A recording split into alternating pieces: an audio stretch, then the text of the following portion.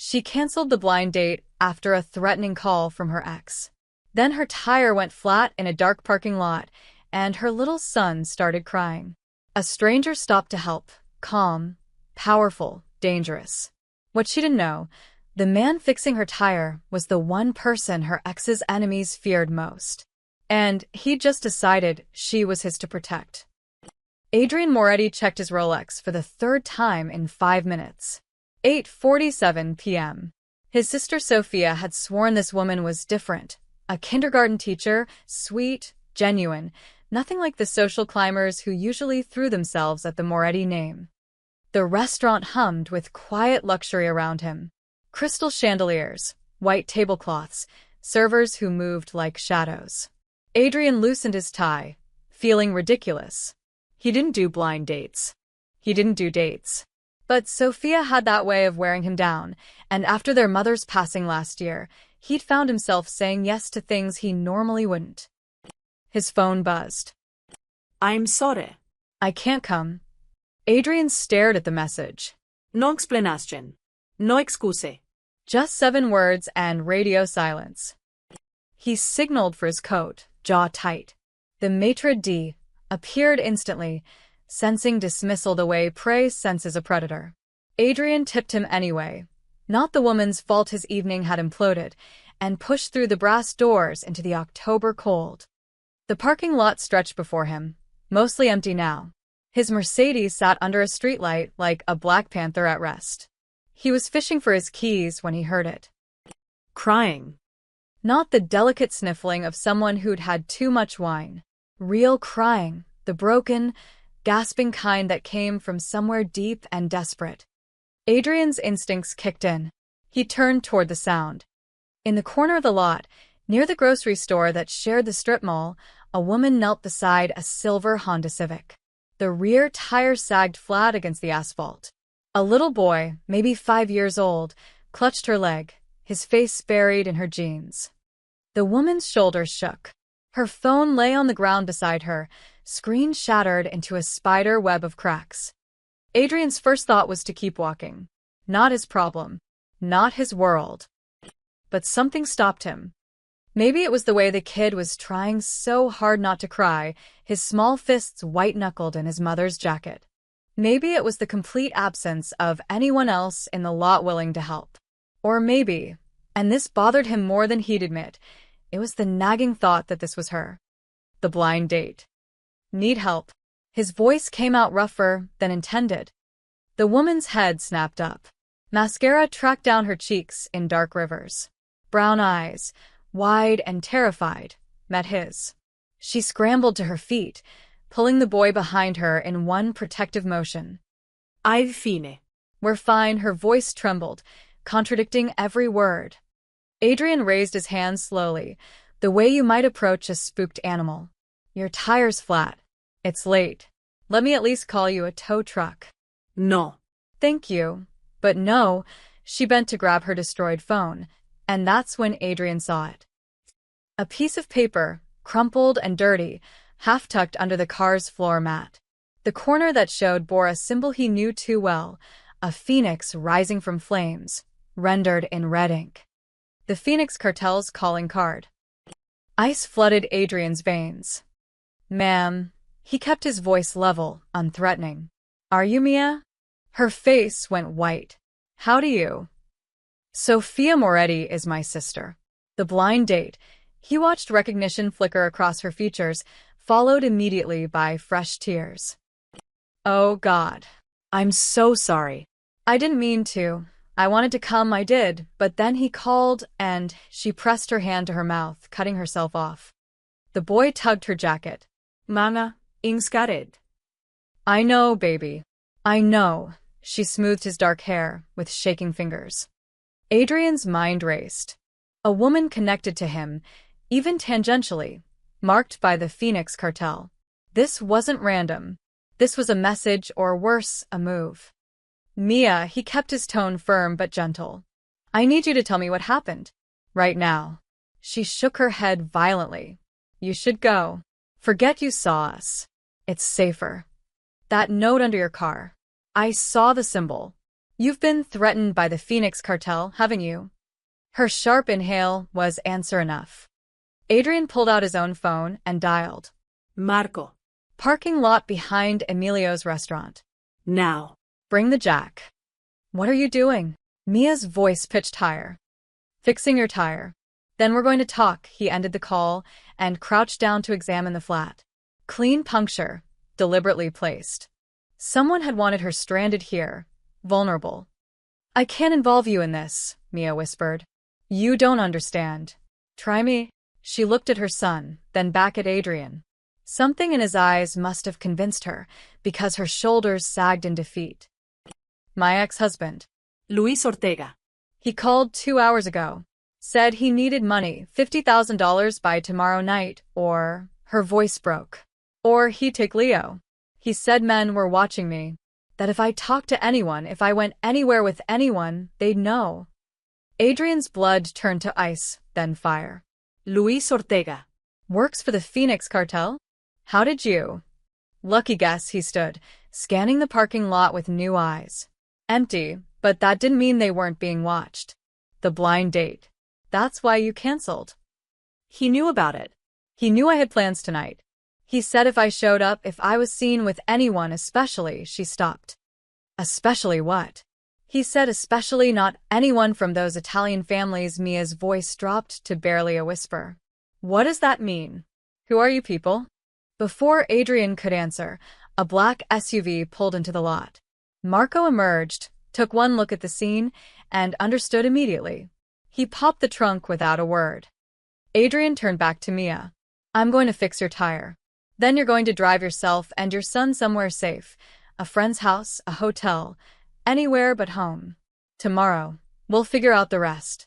But Luis said. Luis Ortega is a dead man talking. He just doesn't know it yet. The words came out colder than Adrian intended, and Mia flinched. Marco handed him the jack. As Adrian knelt beside the Honda, he noticed the boy, Leo, watching him with huge, solemn eyes. You know how to change a tire, kid? Leo shook his head. Want to learn? The smallest nod. As Adrian worked, explaining each step to the boy while Marco stood watch and Mia tried to stop shaking, one thought crystallized in his mind with perfect, dangerous clarity. The Phoenix cartel had just made the worst mistake of their miserable existence. They'd threatened something that belonged to him. And Adrian Moretti always protected what was his. 20 minutes later, the Honda sat on a fresh spare tire. Leo had handed Adrian tools with the solemnity of a surgical assistant, and some of the terror had faded from Mia's eyes. But not enough. Adrian wiped his hands on a rag Marco provided. The tire will get you where you need to go, but you'll need a replacement soon. That spare won't last long. Thank you. Mia's voice was steadier now, but her fingers trembled as she reached for her purse. I don't have much cash, but... Keep it. Adrian pulled a business card from his wallet. Plain white, embossed black letters. Adrian Moretti, Private Consulting. A phone number, nothing else. If anything happens, anything at all, you call that number. She took the card like it might burn her. I don't understand why you're helping us. Neither do I, Adrian admitted. It was more honest than he'd intended to be. Marco cleared his throat, a warning. A silver sedan had pulled into the far end of the lot, engine idling. Dark windows. No one getting out. Get in your car, Adrian said quietly. Both of you. Now. Mia's eyes followed his gaze to the sedan. Her face drained of color. That's them. That's the car that followed me from Leo's school. Adrian's hand moved instinctively toward the gun at his hip, concealed beneath his jacket. Marco had already shifted position, placing himself between the Honda and the sedan. Nana. Leo's voice cracked. In the car, Mia. Lock the doors. Adrian kept his voice calm, but his eyes never left the sedan. What are you going to? Now. She grabbed Leo and practically threw him into the back seat, diving in after him. The locks clicked. Through the window, Adrian could see her fumbling with her keys, hands shaking so badly she dropped them twice. The sedan's passenger door opened. A man stepped out. Expensive suit, cheap cologne. Adrian could smell it from 30 feet away. Tattoos crept up his neck. Phoenix cartel? No question. Mid-level enforcer? Probably. Sent to watch, to intimidate. The man smiled. Gold tooth glinted in the streetlight. Nice night for helping strangers, amigo. Adrian said nothing. Marco moved slightly, ready. That lady, she's having a hard time lately. The enforcer took a few steps closer. Bad luck with tires. Bad luck with husbands. We're just trying to help her out, you know? Make sure she pays what's owed. She doesn't owe you anything, Adrian said flatly. The gold tooth flashed again. See, that's where you're wrong. Her husband, Luis? He borrowed from us. Didn't pay back. So now, the debt transfers. That's how it works in our world. Your world is about to get very small. The enforcer's smile faded. He looked at Adrian more carefully now, taking in the tailored suit, the confident stance, the way Marco stood like a trained soldier. You know who we are? Phoenix Cartel. Small-time traffickers trying to play in the big leagues. You've been pushing into the Port District for 6 months. It's not going well. A flicker of uncertainty crossed the enforcer's face. Who the fuck are you? Behind Adrian, the Honda's engine finally caught. Mia had gotten it started. Someone you should have researched before making threats. Adrian pulled his phone out, never breaking eye contact. He typed a quick message to his tech team. Silver sedan, parking lot, Emilio's. Get me plates and faces. Now. The enforcer's hand moved toward his waistband. I wouldn't. Marco's voice was arctic. His jacket had fallen open just enough to show the shoulder holster. For a long moment, nobody moved. The tension stretched like a wire about to snap. Then the enforcer backed away, hands raised in mock surrender. This ain't over. Luis's debt is still there. The woman pays or nothing. Adrian's voice could have cut glass. You go back to your bosses and tell them Adrian Moretti says the woman is off limits.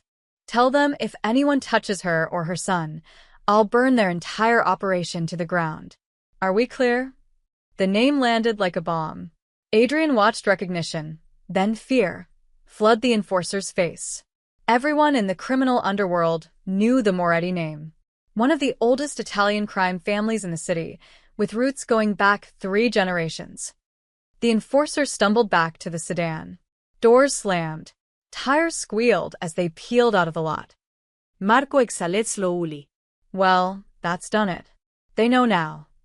Good. Adrian turned to the Honda. Mia sat frozen behind the wheel, Leo still in the back. He walked to her window. She rolled it down an inch. What just happened? She whispered. You're safe. For tonight. Go somewhere they won't look. Not a friend's house, not family. A hotel under a different name. Pay cash. I'll contact you tomorrow. You said your name. Moretti. They looked terrified. Adrian met her eyes. Sometimes a name is all you need. Who are you really? He stepped back from the car. Someone who keeps his word. Go. Now. She hesitated one more second, then drove away. Adrian watched until her taillights disappeared. Marco Lita Segueret. You just declared war on the Phoenix cartel over a woman you met 20 minutes ago. No, Adrian said quietly. They declared war when they put that note under her car. I'm just deciding how badly I'm going to win. His phone buzzed. The plates were already being traced. The game had begun. Adrian's penthouse occupied the top floor of the Moretti Tower, a gleaming monument to legitimate business built on decidedly illegitimate foundations. Floor-to-ceiling windows overlooked the city's glittering sprawl. At 2 a.m., most of those lights belonged to people who'd never know his name. He preferred it that way. Talk to me, Vincent. Adrian loosened his tie, pouring 2 fingers of scotch while his tech specialist typed furiously across 3 computer screens. Vincent Shun had been with the Moretti family for 8 years, a hacker turned legitimate security consultant turned whatever Adrian needed him to be. His fingers flew across the keyboard like a concert pianist's. Luis Ortega. Age 34. Petty criminal turned cartel errand boy. Vincent pulled up a driver's license photo. Weak chin, Dead eyes, the look of a man who'd sold his soul in installments. He's been off the grid for 18 months. Divorce from Mia Castellano was finalized 14 months ago. She got full custody of the kid, Leo, age 5. Luis disappeared 2 days after the papers were signed. And now he's back. Adrian swirled his scotch, watching the amber liquid catch the light. Not just back. He resurfaced exactly 48 hours ago, entering the city through the southern port. Vincent switched screens. Security footage showed Luis climbing out of a shipping container, flanked by 2 Phoenix cartel soldiers. He came in with a cartel shipment. They're using him for something. Marco, who'd been standing silent by the window, turned. Using him how? That's the interesting part. Vincent pulled up financial records, the kind that required questionable methods to obtain. 3 weeks ago, the Phoenix cartel purchased the building where Mia and Luis used to live. Paid twice market value, cash. Then they sent Luis back to find her. Adrian's jaw tightened. They want something she has. Or something Luis hid there before he ran. Vincent pulled up property records.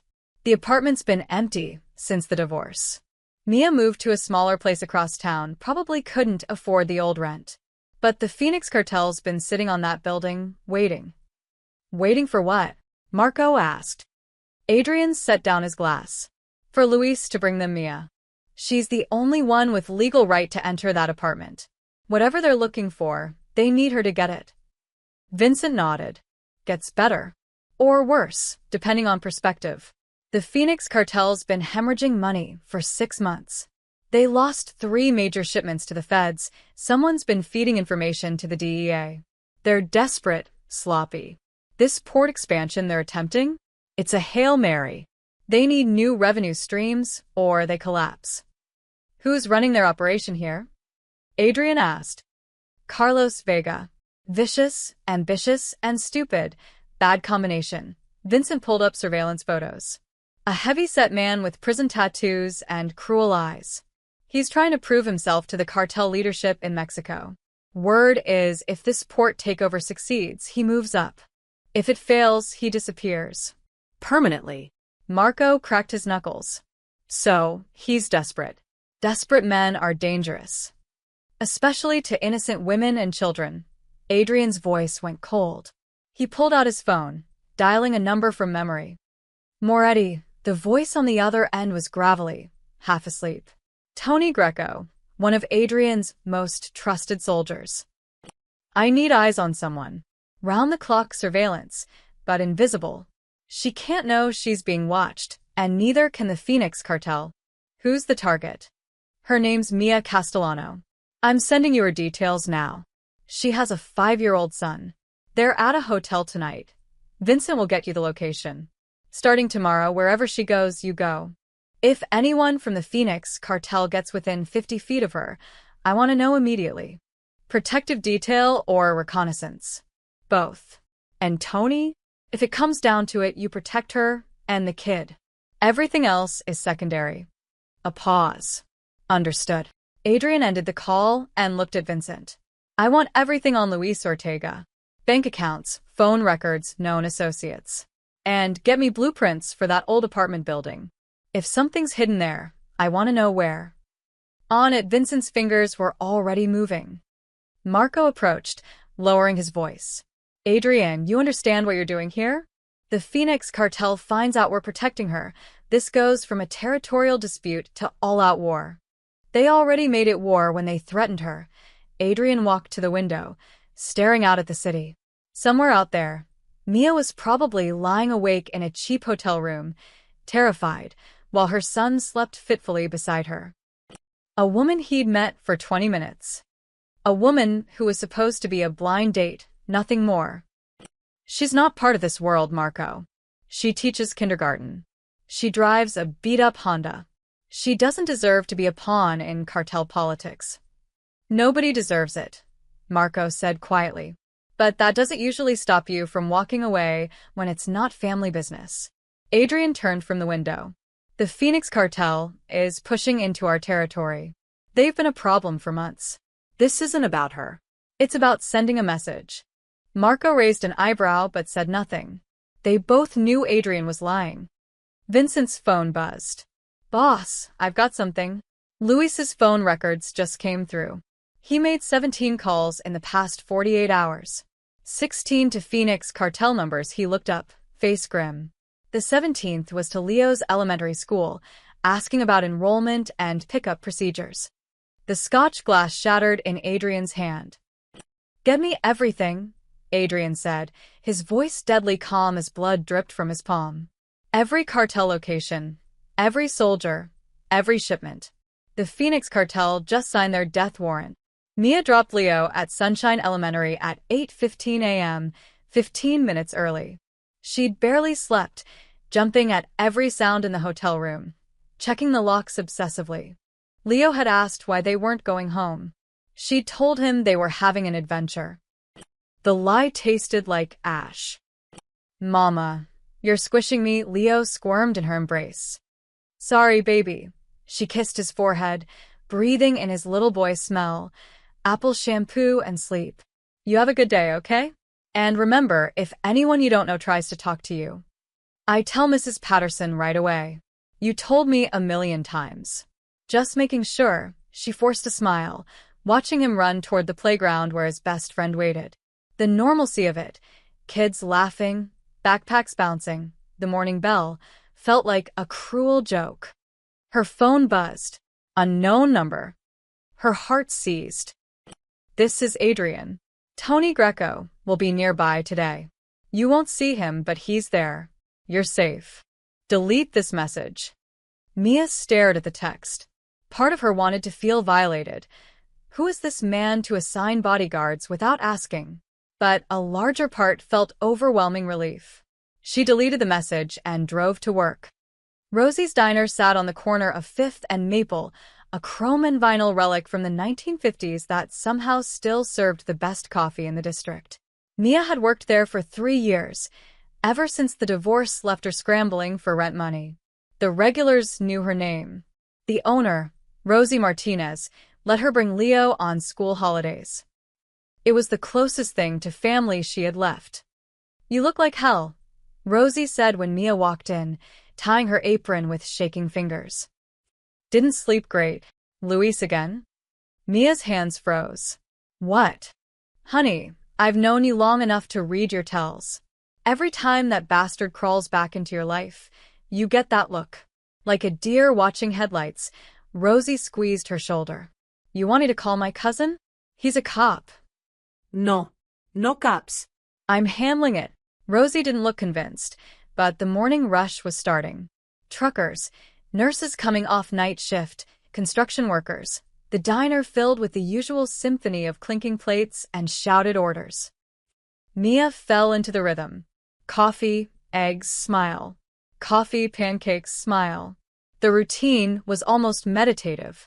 For whole minutes at a time, she could pretend yesterday hadn't happened. Then the 2 men walked in. They didn't fit. Wrong clothes, expensive leather jackets in a place where most customers wore flannel. Wrong attitude, eyes that scanned the room like they were cataloging exits. They sat at the counter, directly in Mia's section. Her blood turned to ice water. "Coffee." She kept her voice steady, professional. "2, the first man smiled. "Gold tooth. The same enforcer from last night's parking lot. And we'll take our time deciding on food. They weren't here to eat." Mia poured coffee with trembling hands, spilling drops on the counter. Behind her, she could feel their eyes tracking her every movement. When she turned to help another customer, Gold Tooth called out. "Miss, we're ready to order now." She returned. "What can I get you?"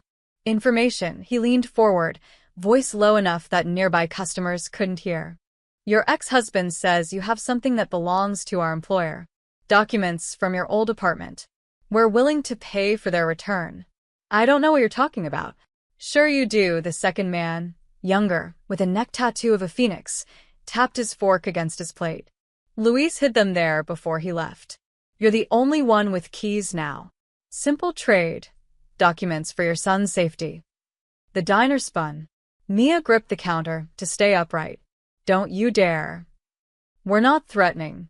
We're negotiating." Gold Tooth's smile widened. You seem like a smart lady. Kindergarten teacher, right? Good mother. You understand how to make smart choices for your kid. Rosie appeared from the kitchen, her radar for trouble pinging. Everything okay here, Mia? Fine, Mia whispered. These gentlemen bothering you? Gold Tooth raised his hands in mock innocence. Just complimenting the service. Then compliment faster and order something or get out. This isn't a loitering establishment. The tension stretched like a rubber band about to snap. Then Gold Tooth dropped a 20 on the counter. Keep the coffee. We'll be seeing you around, Mia. They left. But Mia knew it wasn't over. Her break came at 11. She stumbled into the alley behind the diner, gulping air, trying not to vomit. Her hands shook so badly she couldn't light the cigarette she'd bummed from the cook. Footsteps echoed behind her. She spun. The younger enforcer, Phoenix neck tattoo, blocked the alley entrance. Your boss is protective. Admirable. But she can't watch you every second. Get away from me. One chance, Mia. Tonight, 9 p.m., your old apartment. Bring the documents. We'll consider Luis's debt paid, and you never see us again. I told you I don't have. A shadow fell across the alley. A man appeared behind Phoenix Tattoo, tall, built like a linebacker, with the empty eyes of someone who'd seen too much violence. He didn't say a word, just placed one massive hand on the enforcer's shoulder. Phoenix Tattoo went rigid. Who the fuck? Wrong neighborhood. The big man's voice was a low rumble. His grip tightened. Boss says you leave. Now. Your boss doesn't run. The big man, Tony Greco, Mia realized, twisted the enforcer's arm with surgical precision. No teatrix. Just enough pressure to make his point. Phoenix Tattoo gasped, face draining of color. Now, Tony repeated. The enforcer stumbled away, clutching his arm. Tony watched until he disappeared around the corner, then turned to Mia. You okay, ma'am? Who are you really working for? Tony's expression didn't change. Someone who keeps his promises. Get back inside. You're safer with witnesses. He melted back into the shadows as quickly as he'd appeared. Mia stood alone in the alley, cigarette forgotten in her hand, realizing with crystalline clarity that she'd stepped into something far bigger and more dangerous than she'd imagined. And Adrian Moretti, whoever he really was, had just declared her his to protect. Mia waited until her shift ended at 4 p.m., picked up Leo from after-school care, and dropped him at her friend Jessica's house with a story about needing to run errands. Jessica didn't ask questions, one of the things Mia loved about her. Then she drove straight to the address printed on Adrian's business card. The Moretti Tower rose 40 stories into the twilight sky, all steel and glass and intimidation. The lobby alone probably cost more than Mia would make in a lifetime. A security guard intercepted her before she reached the elevators. Can I help you, ma'am? I'm here to see Adrian Moretti. The guard's eyebrows rose slightly. Do you have an appointment? No, but... Mia pulled out the business card. He gave me this. Tell him Mia Castellano is here. The guard studied her, wrinkled diner uniform, bargain store shoes, exhaustion etched into every line of her face. Whatever he saw made him pick up the phone. Sir, there's a woman in the lobby. Says her name is Mia Castellano. A pause. Yes, sir. Right away. He hung up, looking slightly surprised. 40th floor. Someone will meet you at the elevator. The elevator ride felt endless. Mia watched the numbers climb, her anger building with each floor. Who was this man who thought he could just insert himself into her life? Who sent bodyguards without asking? Who made men with guns back down with just a name? The doors opened to a reception area that screamed wealth, marble floors, contemporary art that probably cost 6 figures, a view that made her dizzy. Marco waited by the elevator.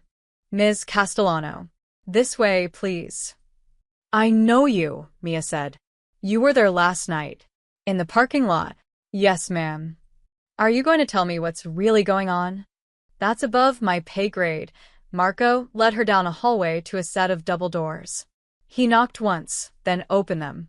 She's here, boss.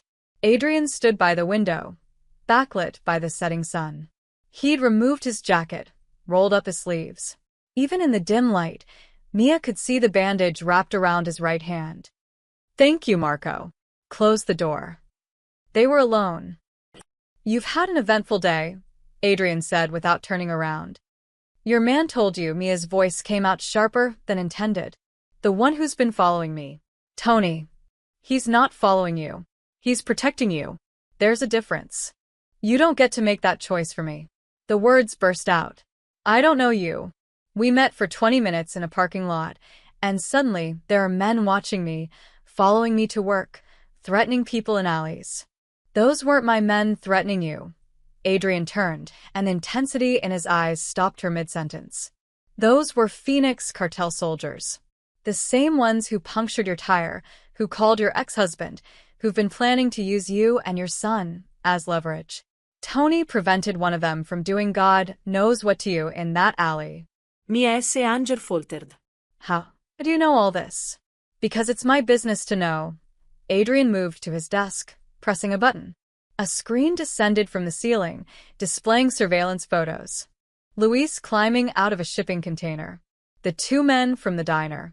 Carlos Vega's cruel face. The Phoenix cartel is trying to expand into port territory. They need money desperately. Your ex-husband stole something from them, or hid something for them, and now they think you have it. I don't have anything. They believe you do. And belief is all that matters. Adrian pulled up blueprints of her old apartment building. "Whatever Luis hid, it's in your former apartment. They've been waiting for a way to get inside, without drawing attention. That's why they sent Luis back, to manipulate you into helping them." Mia sank into a chair, her legs suddenly unable to support her. "I haven't been to that apartment in over a year. After the divorce, I couldn't afford it. The landlord said he'd sold the building, and I left everything. Some furniture, boxes in the storage unit. Nothing valuable. To them, it's valuable." Adrian's voice softened slightly. "Mia, I need you to understand something. These people don't make idle threats. If they say they'll take Leo, they will. If they say they'll hurt you, they will. This isn't a game you can opt out of." "Then what am I supposed to do?" Her voice cracked. "I'm a kindergarten teacher. I make $11 an hour plus tips. I can't fight cartels. I can't." The tears came then, hot and furious and helpless. "I just want my son to be safe." Adrian grabbed a box of tissues from his desk, offering them to her. He pulled up a chair, sitting at her level instead of looming over her. The gesture felt oddly intimate. "I'm going to ask you something, and I need you to be honest." Can you do that? Mia nodded, wiping her eyes. "Do you trust me? I don't even know you." "Fair point." Adrian leaned back. "Then let me tell you who I am. My family has been in this city for 3 generations. We have businesses, some legitimate, some less so. We have enemies. We have rules. And one of those rules is that we don't hurt innocent people, especially not women and children." "That's not an answer." "The answer is that I can protect you and Leo from the Phoenix cartel. But I need your cooperation, and I need you to stop running away when my people try to help." "Why?" Mia met his eyes. "Why do you even care? We were supposed to have one blind date. You don't owe me anything." Adrian was quiet for a long moment. "Maybe I'm tired of watching bad things happen to good people when I have the power to stop it." "That's not an answer either." A ghost of a smile crossed his face. No. "It's not." Mia stood, pacing to the window. The city spread below her, millions of lights representing millions of lives. How many of those people lived in constant fear like she did? "Those men at the diner," she said quietly. "They want me to go to my old apartment tonight at 9 p.m. to get whatever Luis hid there." "Absolutely not." "They said if I don't." "Mia, it's a trap. They'll take what they want and kill you as a loose end." She turned, and Adrian saw something new in her expression. Not fear. Determination. "Then you come with me. You said you can protect me. Prove it." Adrian vetoed the apartment plan immediately. Too dangerous, too obvious, too much of what the cartel expected. Instead, He sent Mia home with Tony as a shadow and promised they'd retrieve whatever Luis had hidden, on their terms, not the cartel's. But the Phoenix cartel had other plans. The call came at 2:47 p.m. the next day. Adrian was in a meeting with his accountants when Vincent burst through the door, face ashen. "It's the kid." Lei. Someone tried to take him from school. Adrian was moving before Vincent finished the sentence. "Where is he now?" "Safe. Still at the school." "But boss, it was Luis, the biological father. He showed up at pickup time with custody papers." The drive to Sunshine Elementary took 12 minutes. Adrian made it in 7, Marco and 2 other soldiers following in a second car. By the time they arrived, 3 police cruisers already lined the street, lights flashing. Tony Greco stood on the front steps, his massive frame blocking the entrance. When he saw Adrian, relief flickered across his face. "She's inside with the kid." "Principal's office. Luis is still here. Cops are questioning him in the parking lot." Adrian's jaw clenched. "What happened?" "Luis showed up at 2:30, claimed he had legal custody rights. Showed the office forged paperwork, looked official enough that the secretary almost released Leo to him. But the principal, Mrs. Patterson, she's sharp. Called Mia to confirm. Mia freaked. I called you, and I got here before Luis could leave with the kid." "You put hands on him?" "Didn't have to. Just stood between him and the door. He's smart enough to know when he's outgunned." Tony paused. "But boss, he's claiming legal rights. The cops might not be able to hold him." Adrian's eyes went cold. "Take me to Mia." Inside, the school smelled like crayons and floor polish. Children's artwork covered every wall. Handprint turkeys, construction paper pumpkins, crayon self-portraits. A reminder of innocence that made what Luis had attempted even more vile. Mrs. Patterson, a steel-haired woman in her 60s, intercepted Adrian in the hallway. "Are you family?" "A friend. Mia's in my office with Leo." "The poor boy is terrified." She lowered her voice. "I've been a principal for 30 years. I know a dangerous man when I see one. That father, there's something very wrong there. I'm glad your associate arrived when he did." Adrian found Mia in a small office cluttered with files and motivational posters. Leo sat in her lap, face buried in her shoulder. She looked up when Adrian entered, and the relief in her eyes was palpable. "He tried to take him," she whispered. "Luis just walked in here like he had every right. Young, eager, with the earnest expression of someone who still believed the system worked perfectly." "Are you the mother?"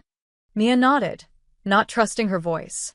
"Ma'am, I need to ask you some questions about the custody arrangement. Mr. Ortega claims he has visitation rights, but his paperwork appears to be falsified. Do you have documentation?" "The divorce decree is at home. Full custody was granted to me. Luis signed away his parental rights as part of the settlement." Mia's voice strengthened as she spoke. "He hasn't seen Leo in 14 months. Hasn't paid a dime in child support. And now he shows up with fake papers trying to kidnap him.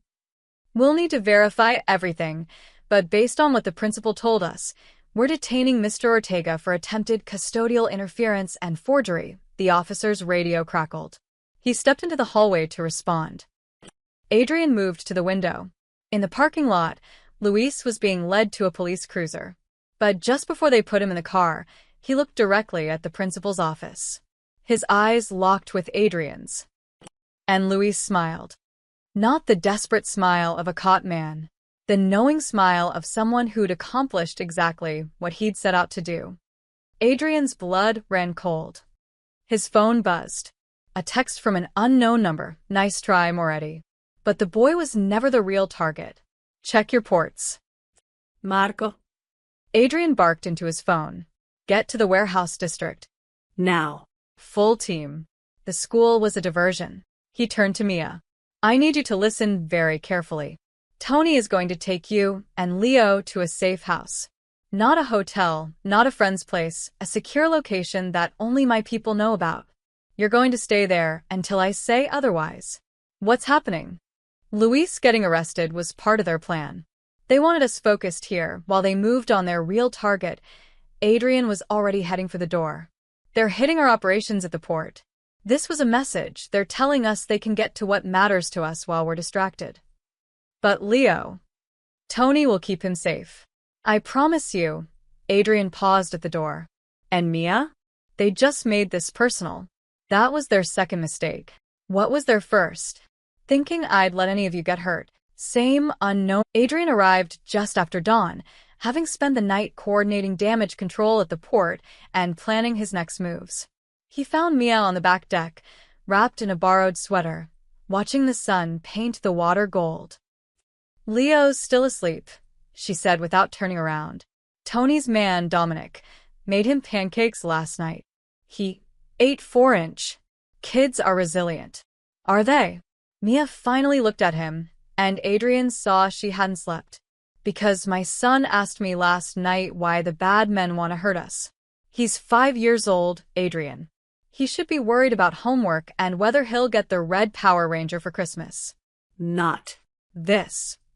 Adrian leaned against the railing beside her. I'm sorry. Are you? Because from where I'm standing, you've inserted yourself into our lives, and now we're caught in some kind of mob war. Her voice cracked. I saw the news. The fire at the port. They said it was arson. Was that because of me? No. It was because the Phoenix cartel is desperate and stupid. Adrian pulled out his phone, showing her the threatening text. They're trying to scare me into backing down. It won't work. Mia read the message, her face paling. 48 hours. That's tomorrow night. Which is why we need to talk. Really talk? Adrian pocketed his phone. I haven't been entirely honest with you about who I am. I know who you are. Your name makes men with guns run away. You have safe houses and soldiers, and enough power to make evidence disappear. She met his eyes. You're Mafia. Just like in the movies. Not exactly like the movies. But close enough. Adrian's voice was measured, careful. My family has been in this city for 3 generations. My grandfather came from Sicily with nothing but ambition and a willingness to do what others wouldn't. He built an empire, importing, exporting, construction, waste management. Some legitimate, some less so. And you inherited it. I earned it. There's a difference. Adrian turned to face the lake. I've done things I'm not proud of. Hurt people who probably deserved it. Made decisions that kept me awake at night.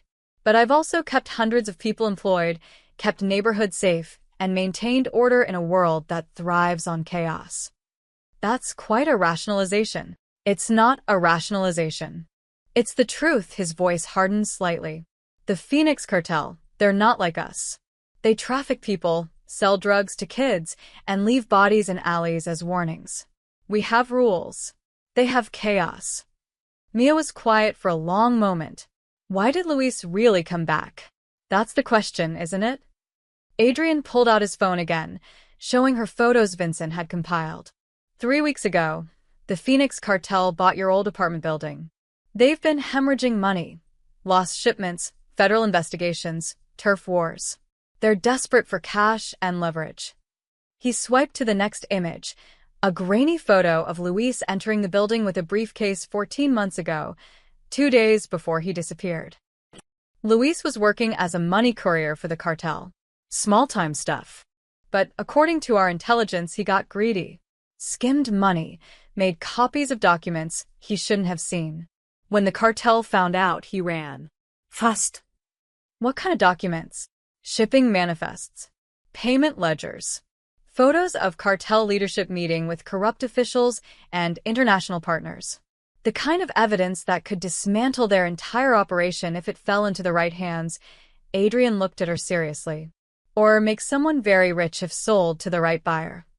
Mia's hand went to her mouth. And Luis hid them in our apartment. We believe so. Probably in a storage unit in the basement, or behind a wall panel. Somewhere only someone with legal access could retrieve without raising suspicion. Adrian's voice softened. That's why they need you. The building's been converted into high-security condos. They can't just break in without triggering alarms. But the former tenant returning to collect forgotten belongings? That's normal. So I'm bait. You're bait. Now you're under my protection. Adrian moved closer, his presence solid and reassuring despite everything. Mia, I need you to understand something. The Phoenix cartel will kill you the moment you give them those documents. You're a witness, a liability. They can't let you live. Then what do I do? The fear in her voice was raw. They said 48 hours. They burned your warehouse. What happens when that deadline passes? They escalate. But so do I. Adrian turned her to face him, his hands gentle on her shoulders. Tonight, my family is meeting to discuss our response. Tomorrow, before their deadline, we're going to retrieve those documents ourselves. And then we're going to use them to destroy the Phoenix cartel completely. How? Leave that to me. Mia pulled away, pacing the deck. This is insane. I should go to the police. The FBI. Someone legitimate. And tell them what? That your ex-husband hid cartel documents in your old apartment? They'll open an investigation that takes months, while the cartel kills you in days. Or worse, there are corrupt cops on the cartel payroll who'll make sure you never make it to trial. So, I trust you instead? A mob boss. Yes, the word was simple, absolute.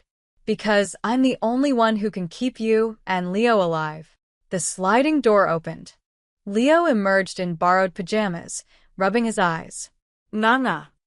Mia immediately shifted, forcing brightness into her voice. Hey, baby. You hungry? Uh-huh. Can Mr. Adrian make pancakes too? Adrian smiled despite everything. I think I can manage that.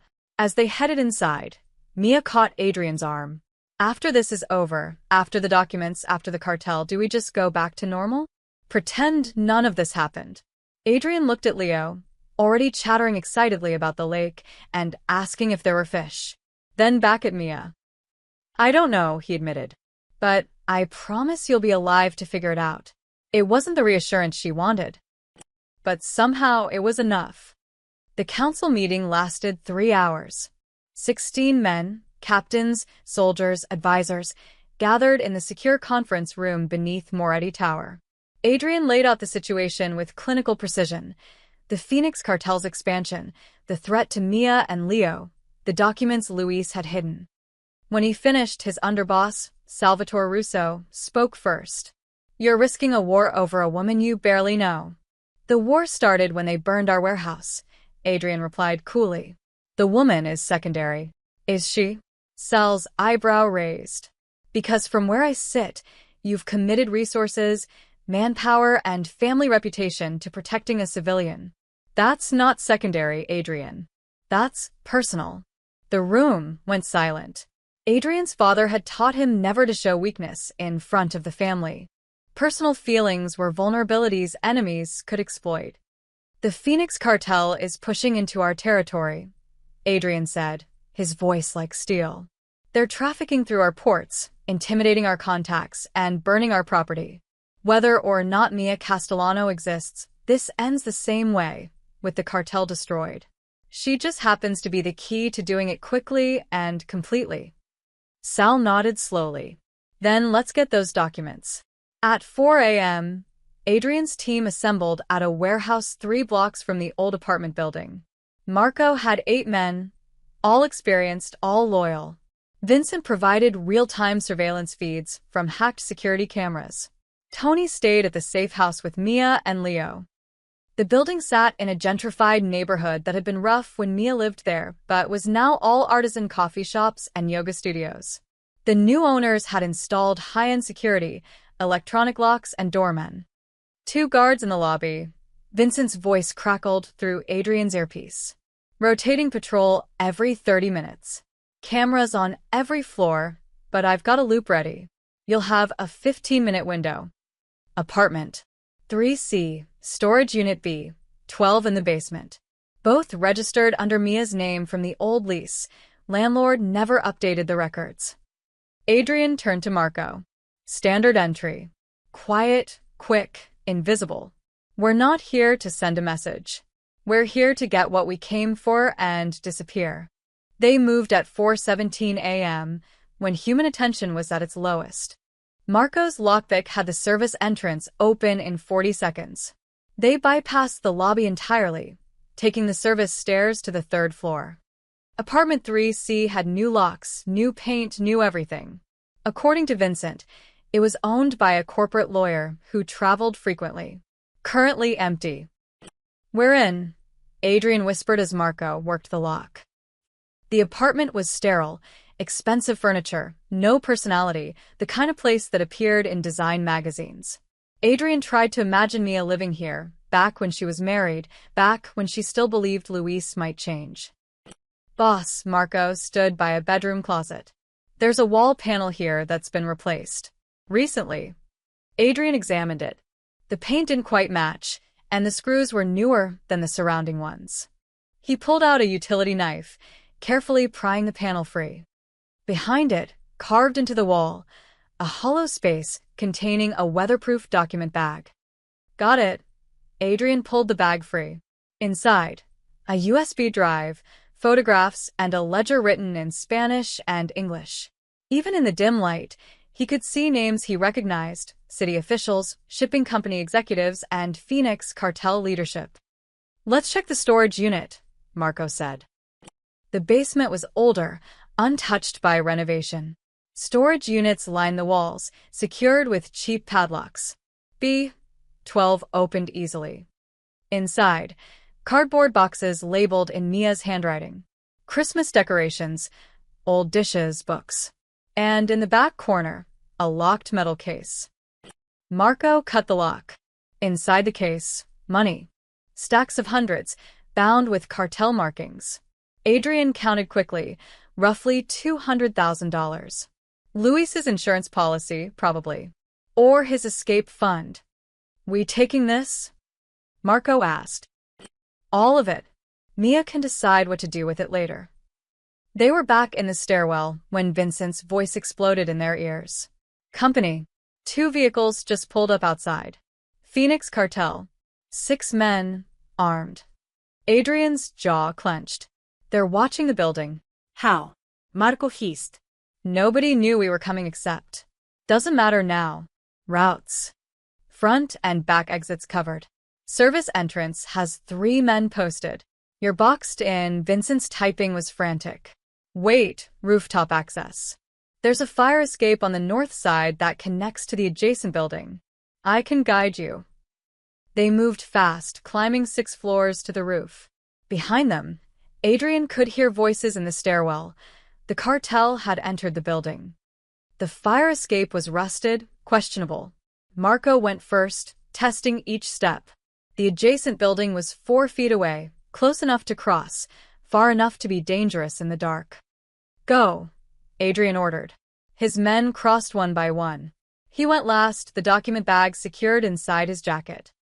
He was halfway across when the rooftop door burst open. Carlos Vega himself stood there, flanked by 2 soldiers. He smiled, seeing Adrian suspended over the alley. "Moretti. I was hoping you'd come personally." Adrian kept moving, reaching the opposite building. Marco's men had weapons drawn, covering him. "You wanted war, Carlos. You've got it." "We wanted a business transaction." "You made it personal." Carlos pulled out his phone, showing Adrian the screen. A live video feed, the safe house. Tony's standing guard outside. "Nice place you've got up north. Very secluded." Adrian's blood turned to ice. 48 hours is up at midnight tomorrow," Carlos continued. "The documents for the woman and child. Simple trade. Otherwise, we burn that pretty cabin with everyone inside." "You're bluffing. You don't know where." "Lake Mitchell. North Shore. The old Moretti place." Carlos's smile widened. "Did you really think we couldn't follow your men? We've been watching that house since you moved them there yesterday." Adrian's mind raced. They'd been careful. Tony would have spotted a tail. Unless... Luis, Adrian, breathe. He planted a tracker on the woman's phone. "She's been broadcasting her location since the parking lot. We let you think you were protecting her. Meanwhile, we learned everything. Your safe houses, your movements, your patterns." Carlos pocketed his phone. "Midnight tomorrow. You know how to reach us." He disappeared back through the door. His men followed. Adrian stood on the fire escape, the documents in his jacket feeling like they weighed 1,000 pounds. Marco touched his shoulder. "Boss, We need to move. They might come around. Call Tony. Tell him to sweep Mia for tracking devices. Every phone, every piece of clothing, everything. Adrian's voice was deadly calm. Then get Vincent on analysis. I want to know everything in these documents by dawn. And if Carlos is serious about the deadline? Adrian looked at the city spreading before him, the sky beginning to lighten with approaching dawn. Then we have 36 hours to destroy them completely. The tracking device was in the lining of Mia's purse, a tiny chip no bigger than a button battery. Tony found it within 20 minutes of Adrian's call, crushed it under his heel, and threw the pieces into the lake. But the damage was done. Adrian returned to the safe house at dawn, exhausted and furious with himself. He'd been arrogant, assuming his precautions were enough. The Phoenix cartel had outmaneuvered him, and now Mia and Leo were in more danger than ever. He found Mia in the kitchen, making coffee with shaking hands. Leo was still asleep upstairs. They know where we are, she said without preamble. Tony told me. We're moving you within the hour. Different location, better security. How many locations do you have? Her voice was brittle, close to breaking. How long can we keep running? As long as it takes. That's not an answer. The coffee mug slipped from her fingers, shattering on the floor. She didn't move to clean it. They're always one step ahead. They knew about the blind date, they knew about the apartment, they knew about this place. When does it end, Adrian? Tomorrow night. When I give them the documents. Mia's head snapped up. You're giving them what they want. No, Adrian's smile was cold. I'm giving them what they think they want. There's a difference. Before he could explain, his phone rang. Vincent, voice tight with urgency. Boss, we've got a situation. Multiple situations. Talk to me. Rosie's diner. It's on fire. Started 20 minutes ago. Fire department's there, but it's bad. Rosie made it out, but the building's a total loss. Mia gasped, her hand flying to her mouth. That's not all, Vincent continued. Leo's school bus, the one he usually takes home, was followed by a cartel vehicle this morning. Tony's men intercepted before anything happened, but they're getting bold. And there's been an incident at the docks. What kind of incident? Ambush. 3 of our trucks at the morning shipment. Cartel hit squad with automatic weapons. 4 of our men wounded, 1 critical. We fought them off, but boss, they're escalating fast. Adrian's grip on the phone tightened until his knuckles went white. Behind him, he could hear Mia crying quietly, mourning the diner that had been her sanctuary. Casualties on their side? Adrian asked. 2 dead, 3 wounded. They left the bodies. A message. The Phoenix cartel wanted everyone to know they weren't afraid of the Moretti family. Get our wounded to Dr. Reeves. Send flowers to their families. Double their hospital coverage. Adrian's voice was mechanical, detached. And, Vincent? Start implementing phase 1 inch. You're sure?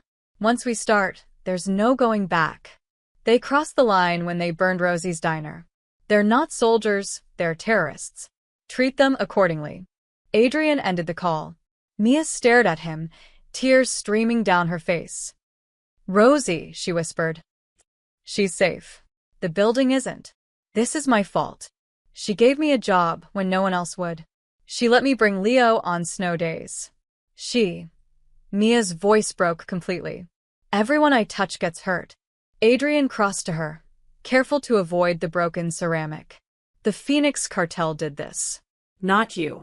They're trying to break you, isolate you, make you feel like surrendering is the only option. Maybe it is. Maybe I should just give them the damn documents and die. Along with Leo. Along with anyone else who knows about this. Adrian's voice was firm, but not unkind. Mia, you don't negotiate with people like Carlos Vega. You don't surrender. You fight or you disappear. Those are the only options. Then let me disappear. Take Leo and run. Change our names, leave the state. They'll find you. They have resources, contacts across the country. You'd be looking over your shoulder for the rest of your life, and one day, when you finally feel safe, they'll be there. Adrian paused. Or you stay. Let me end this. Let me protect you. By starting a war? People are getting hurt, Adrian. Your people. My people knew the risks when they signed up.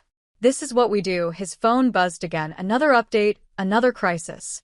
But you're right about one thing. The cartel is escalating because they're desperate. Which means we're winning. Winning. Mia's laugh was hollow. 4 of your men are in the hospital. Rosie's livelihood is destroyed. Leo can't even take the bus to school safely. If this is winning, I'd hate to see losing. Adrian's phone rang a third time. Marco, breathing hard. Boss, you need to see this. Now. What is it? Turn on the news. Channel 7-inch. Adrian grabbed the remote, switching on the television mounted in the kitchen. The morning news anchor wore her serious face. Explosion at the Moretti construction headquarters in the industrial district. While no workers were present at the time, authorities are investigating whether this is connected to yesterday's warehouse fire. Police are asking anyone with information. The screen showed Adrian's construction office, a legitimate business that employed 50 people, engulfed in flames. His father had started that company 40 years ago. Adrian's expression went flat, dangerous. The kind of calm that preceded violence. Get everyone to the compound, he told Marco. Every captain, every soldier, everyone who's bled for this family. We're not waiting until tomorrow night. What are you planning? They want to burn my world? Fine. Let's see how they like the heat. Adrian looked at Mia. Pack a bag. Just essentials. Tony's taking you and Leo to a location even I don't know. It's better that way. Where are you going? To end this, he was already moving toward the door. One way or another, by tomorrow morning, either the Phoenix cartel will be destroyed or I will be. There's no middle ground anymore. Adrian. He stopped at the door, looking back at her. For a moment, the hard shell cracked, and she saw the exhaustion beneath. The weight of responsibility, of violence, of choices that kept him awake at night. I'm sorry, he said quietly. I'm sorry you got caught in this. But I meant what I said. I'll keep you safe, whatever it costs. Then he was gone, and Mia was left standing in a strange kitchen, in a safe house that wasn't safe, watching her world burn on television while her son slept upstairs. She looked at the shattered coffee mug on the floor. Some things, once broken, couldn't be fixed. She just hoped her life wasn't one of them. The Moretti compound occupied 10 acres in the countryside, surrounded by high walls and loyal men. By noon, Adrian's entire organization had assembled, 40 soldiers, 8 captains, and enough firepower to start a small war. Which was exactly what Adrian intended. Gentlemen, Adrian stood at the head of the conference table, Vincent's laptop displaying a detailed map of Phoenix cartel operations. For 6 months, we've tolerated the Phoenix cartel's presence in our city. We've watched them push boundaries, test our patience, and gradually encroach on our territory. That ends today. He clicked to the next slide, surveillance photos of Carlos Vega, cartel lieutenants, and known operations. They think burning our buildings and threatening civilians will make us negotiate. They're wrong. They've given us justification for total war, and more importantly, he held up the USB drive retrieved from the apartment. They've given us the tools to destroy them completely. Vincent took over. This drive contains 3 years of cartel operations. Shipping routes, payment ledgers, photographs of meetings between cartel leadership and corrupt officials. There's enough here to put 30 people in federal prison for life. So we go to the feds, one captain asked. Eventually. But first, we use it ourselves. Adrian pulled up a timeline on the screen. We have 36 hours until Carlos's midnight deadline. We're going to use every single hour. This will be a 3-day coordinated assault designed to dismantle their operation from every angle simultaneously. He pointed to the first item. Day 1, today. Vincent's team will anonymously leak the cartel's financial ledgers to the FBI, DEA, and IRS. Not everything, just enough to trigger immediate federal investigation. Their bank accounts will be frozen by evening. Their legitimate business fronts will be raided by morning. Vincent nodded. Already in progress. I sent the first package an hour ago. Day 2, tomorrow, Adrian moved to the next slide. We hit their communications and logistics. Vincent will scramble their radio frequencies, hack their shipment tracking systems, and reroute 3 of their incoming containers to ports where our people control customs. Without communications or shipments, they'll be blind and broke. Won't they just switch frequencies? Marco asked. They will. And we'll scramble those too. For 48 hours, they'll be operating in complete chaos, unable to coordinate, unable to communicate with their suppliers or buyers. Adrian clicked again. Day 2 is also when we turn their allies against them. These photos, images appeared showing Phoenix cartel leaders meeting with rival criminal organizations. Show Carlos negotiating with the Sinaloa cartel, the Russian Bratva, and the Irish mob. All meetings where he badmouthed his current partners and tried to undercut their deals. Sal leaned forward, studying the photos. Are these real? Does it matter? Adrian's smile was sharp. By tomorrow afternoon, every criminal organization in this city will receive these photos with anonymous tips that the Phoenix cartel has been betraying them. They'll tear each other apart. You're starting a gang war, one of the older captains said carefully. I'm ending one. On our terms, Adrian moved to the final slide. Day 3, deadline day. While the cartel is dealing with federal investigations, communication failures, and attacks from former allies, we hit their main operation. The warehouse at Pier 9, their distribution center, where they process everything from drugs to trafficked workers. He zoomed in on satellite imagery.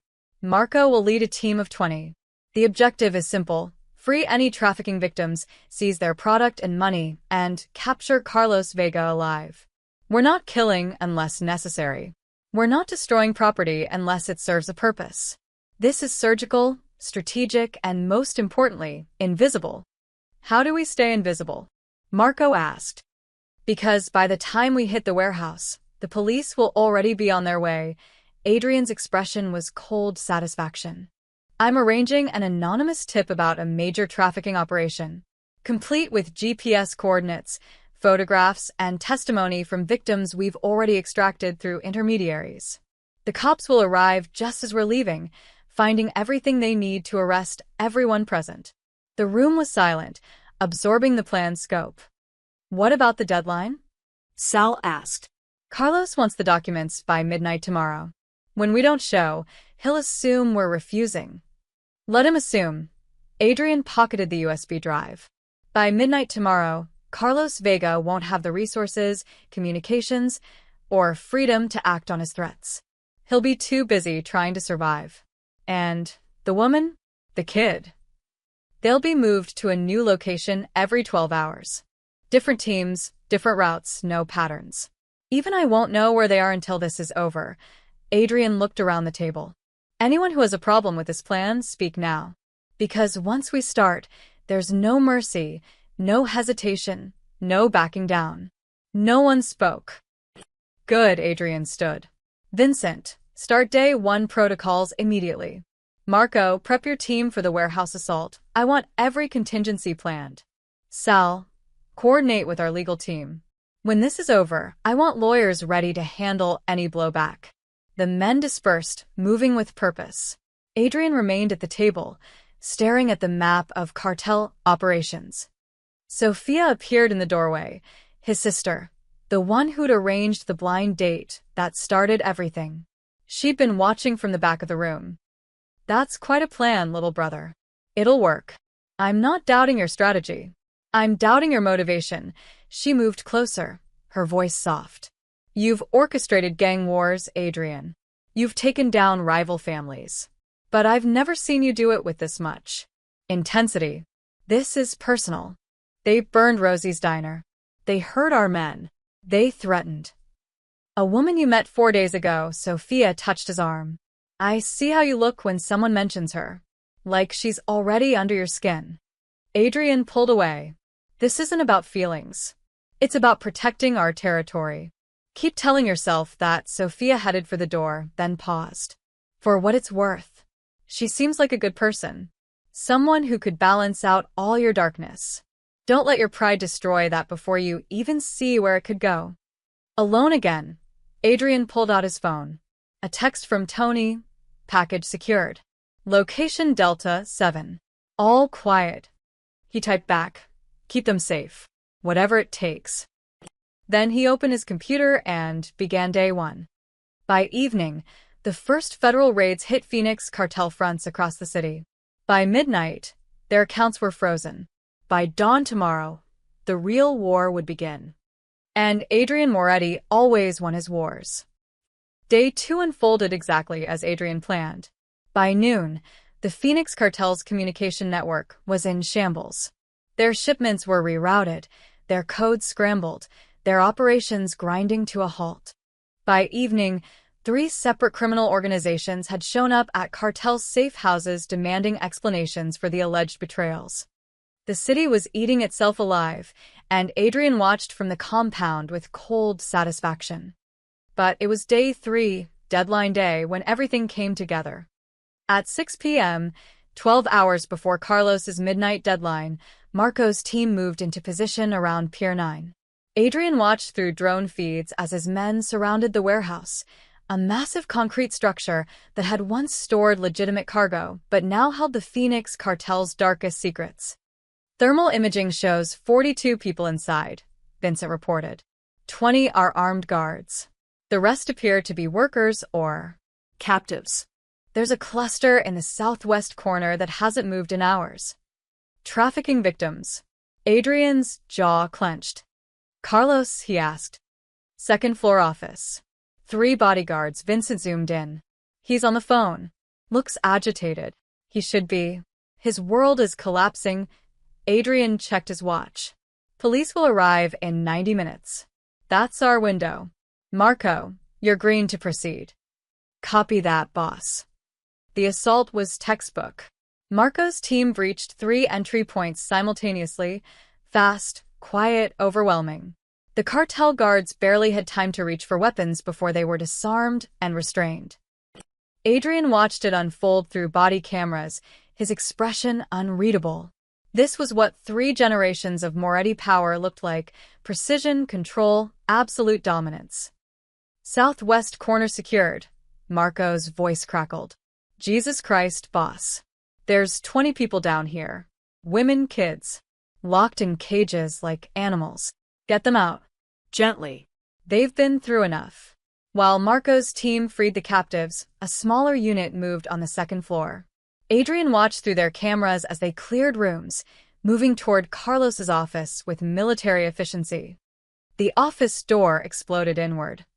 Carlos Vega stood behind his desk, gun drawn, 3 bodyguards flanking him. But Marco's men were faster. Within seconds, all 4 were on the ground, weapons kicked away.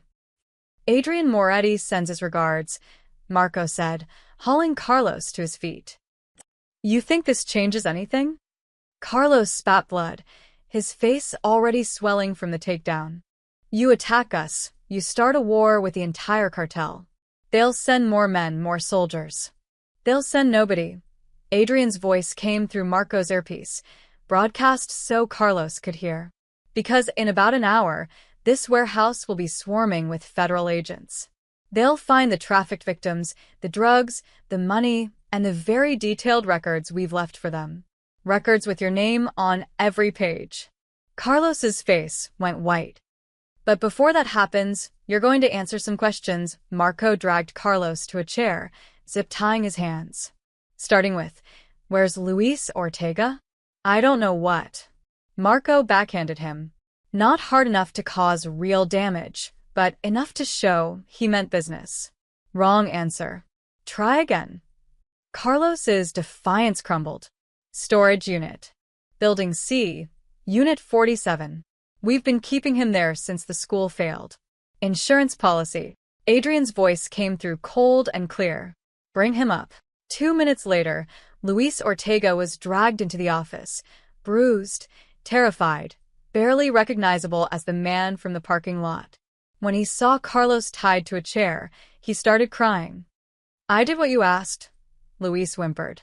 I called her, I scared her, I went to the school. Shut up, Carlos snarled. But Luis was beyond caring. The words spilled out like poison.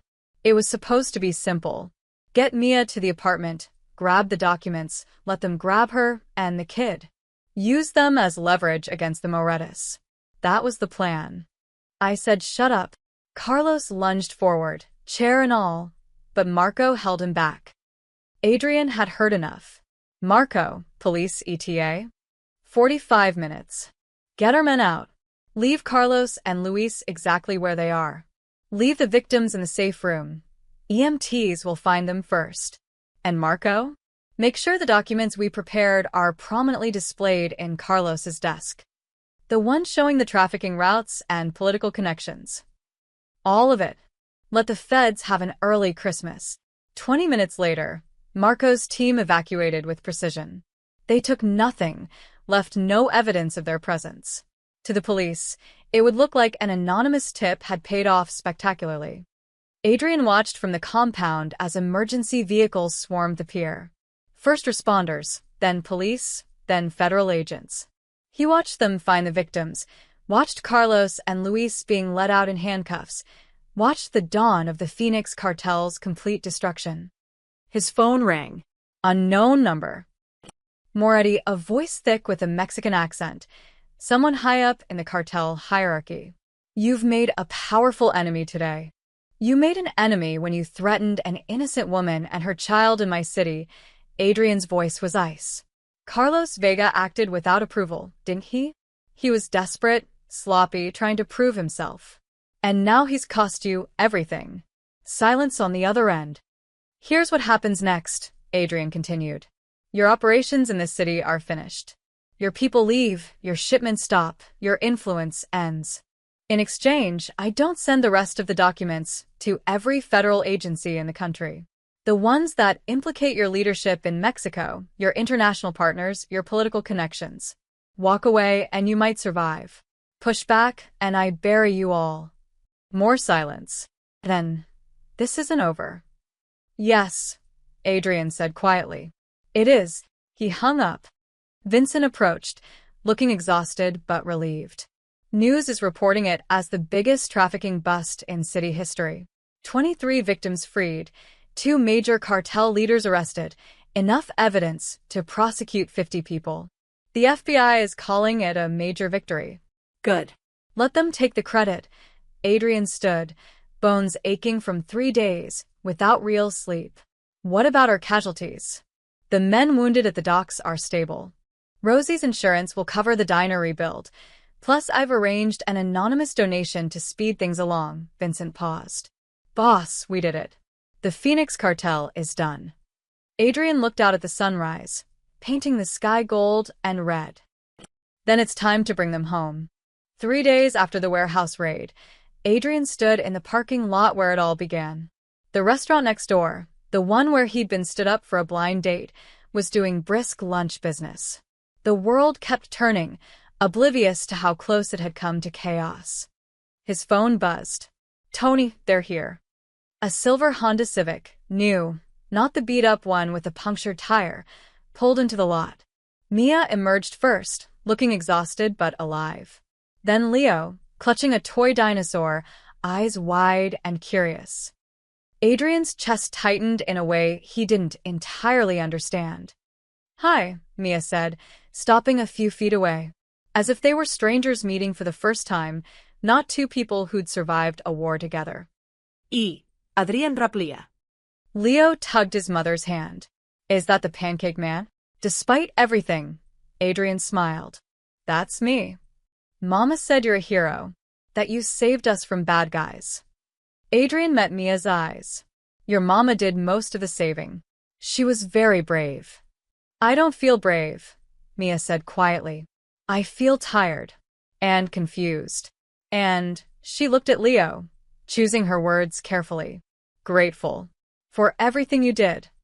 Can I see the dinosaurs now? Leo asked, pointing toward the park across the street. In a minute, baby. Mia crouched down. Remember what we talked about? I need to talk to Mr. Adrian first. You can see them through the fence from here, okay? Leo nodded, running to the low fence that bordered the park, pressing his face against the bars to watch children playing. Alone as they could be in a public parking lot, Mia finally let her composure crack. I saw the news. 23 people freed. Carlos Vega and Luis both in federal custody, facing life sentences. The Phoenix cartel's operations completely shut down. She paused. That was you, wasn't it? All of it. Yes. How many laws did you break doing it? I stopped counting years ago. Adrian's honesty seemed to surprise her. But the people who were freed, the children who went home to their families, that's real. That matters. So does the violence. The fire at Rosie's. Your wounded men, Mia's voice trembled. People got hurt because of me. People got hurt because the Phoenix cartel chose violence. You were just the excuse they used. Adrian stepped closer. Mia, I need you to understand something. What I do, who I am, it's complicated. I'm not a good man by most definitions. I've hurt people, made decisions that haunt me. But I've also protected thousands, kept order, and when it mattered most, I kept you and Leo alive. I know, she wiped her eyes. That's what makes this so hard. What? Figuring out what comes next, Mia looked at him directly. I'm a kindergarten teacher from Ohio who married the wrong man and ended up in the middle of a mob war. She gestured helplessly. We don't make sense. No, Adrian agreed. We don't. So, why can't I stop thinking about you? The question hung between them, honest and vulnerable and terrifying. I have something for you. Adrian pulled an envelope from his jacket. The money from Luis's storage unit. $200,000. It's yours, or rather, it's Leo's. I set up a trust. College fund, whatever he needs. Luis's lawyer confirmed he's signing away all parental rights as part of his plea deal. You'll never have to see him again. Mia stared at the envelope. I can't accept this. It's not from me.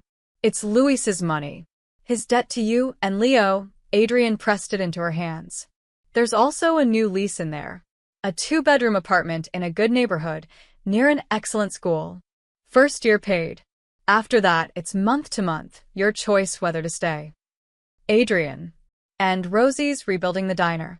She asked if you'd come back when it reopens. Your job's waiting. Tears spilled down Mia's cheeks. Why are you doing all this? Because you deserve a chance to rebuild without looking over your shoulder. Adrian's voice softened. Because Leo deserves a childhood that isn't filled with fear. And because he stopped, the words harder than he expected. Because what?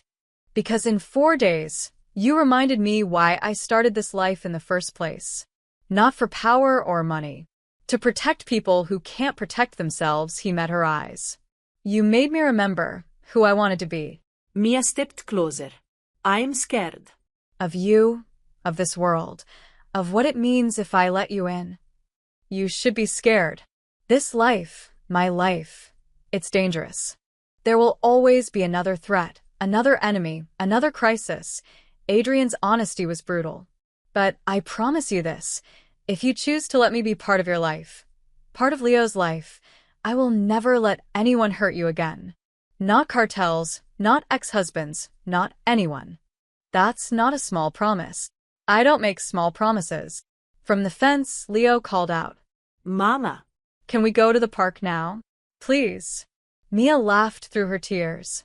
Yes, baby. We can go. She turned back to Adrian. I need time. To process everything, to figure out what normal looks like again. But, she took his hand briefly. I'm not saying goodbye. Just. Not yet. Take all the time you need. Adrian squeezed her hand once before letting go. I'll be here. Mia collected Leo, who chattered excitedly about the dinosaur-themed playground. As they started across the street, Leo suddenly broke free and ran back to Adrian. Mr. Adrian? The little boy looked up with enormous, trusting eyes. Will you come to the park with us? Adrian glanced at Mia, asking silent permission. She nodded, almost imperceptibly. I'd like that, Adrian said. Leo grabbed his hand with the unself-conscious affection of a 5-year-old who decided someone was safe. The small hand in his felt like both a gift and a responsibility. They crossed to the park together, a kindergarten teacher, a mob boss, and a little boy who'd survived more than most adults. It was strange and imperfect, and nothing like Adrian had ever imagined for himself. But as Leo dragged him toward the slide, chattering about dinosaurs and school and his new apartment, and as Mia smiled, really smiled, for the first time in days, Adrian felt something shift in his chest. Not redemption. He didn't believe in that. But maybe something close enough. Sophia called that evening. "I heard you spend the afternoon at a playground. Your sources are annoyingly thorough. That's why you pay them," his sister's voice warmed. "So? How was the blind date that wasn't a blind date?" Adrian watched the sunset from his penthouse, thinking about small hands and brave women and second chances. Complicated. The best things usually are. Sophia paused. "For what it's worth, Adrian, I think she's good for you. She sees the man, not just the legend. She sees both. That's what scares her. Give her time. Some people are worth waiting for." After they hung up, Adrian stood at his window, looking out at the city he controlled through shadow and influence. Somewhere out there, Mia was putting Leo to bed in their new apartment, reading stories, checking locks, trying to believe the nightmare was finally over. It was. Adrian Moretti had dismantled an entire cartel to protect them. He'd broken laws, bent rules, and orchestrated a gang war, all for a woman he'd met in a parking lot and a little boy who held his hand. The world would call him a criminal. History would judge him harshly. But when Leo had looked up at him today with absolute trust, when Mia had smiled like maybe, just maybe, they had a future worth exploring, Adrian had felt something he hadn't felt in years. Hope. And for a man who lived in darkness, even the smallest light was worth protecting. The end. 3 months later, Adrian attended Leo's kindergarten holiday concert. He sat in the back row, watching Mia help nervous 5-year-olds remember their songs.